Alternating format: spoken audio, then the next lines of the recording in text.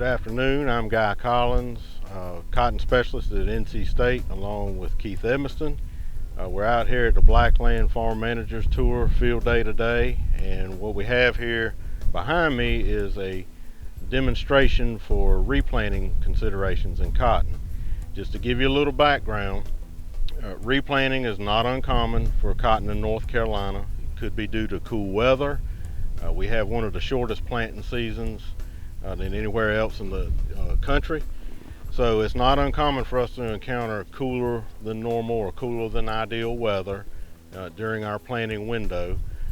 We could also have seed quality issues from time to time, but we could have perfect temperatures, perfect seed quality, and something as simple as a packing rain, a heavy rain that occurs right after planting that could necessitate replanting.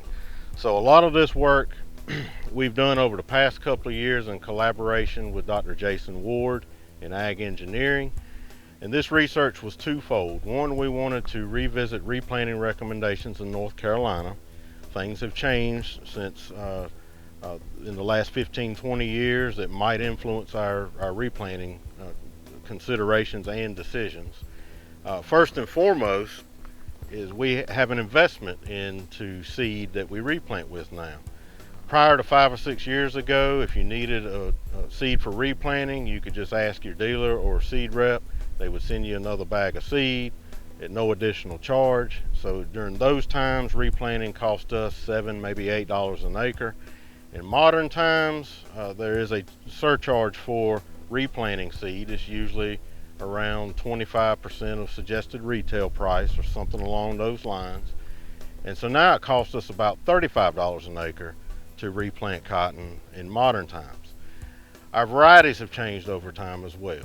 In some cases, seed size has gotten smaller, our yield potential has gone up and it increased over the past several years. So all these things kind of fit into the equation that determines our threshold for replanting. So this research that we did in collaboration with Dr. Jason Ward was one, to reinvestigate or revisit our replanting recommendations, and two, to see if we could develop a way to make these assessments of stand loss and size and frequency of skips within a cotton field using a UAV. And we were able to successfully do that and develop an algorithm that enables us to take an overhead image with a UAV, calculate the percent of the planted area occupied by 3-foot skips, so on and so forth. And now it's up to private industry to develop the software and the platform to implement that at the grower level. So what we found in our research is prior to this research, we were recommending replanting when we reach 50% of the planted area occupied by 3-foot skips or greater. This research, using modern varieties and modern costs for replanting, what we found is the threshold is actually a lot closer to 30% of the planted area being occupied by 3-foot skips or greater to necessitate replanting. Now, the wild card has been and always will be is how successful is the replant going to be. One, we have to make sure we get a good stand established with our replanting. And two, we never really know whether the year is going to reward early planted versus late planted cotton. In years where we have a really wet September, cloudy September, things that could cause boll rot and hard lock, or if we have a hurricane, that's going to have a major penalty associated to early planted cotton. And in those years, your later planted cotton, early June planted cotton, for example, tends to shine, so to speak, because our bolls are protected because they remain closed through all that.